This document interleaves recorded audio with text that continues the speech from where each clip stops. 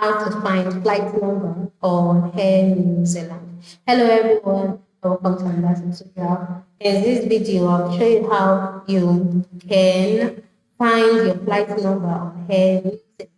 So how do you find your flight number? The first step is for you to book a flight, okay? And after booking a flight, a booking confirmation email from Air New Zealand will be sent to you. All right. And then once you check this email, your flight number will be listed in the email along with your ticket itinerary. So that's where you will be able to find your flight number. So another step is, let's say for example, you lost the email or you did not or you felt you did not receive the email and you need your flight number.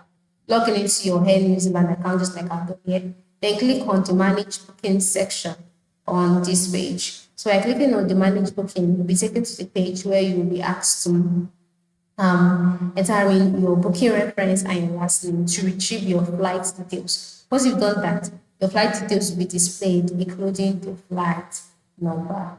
And then if you have an e-ticket itinerary, your flight number will be listed on the document. So these are the two ways whereby you can find your flight number on New Zealand.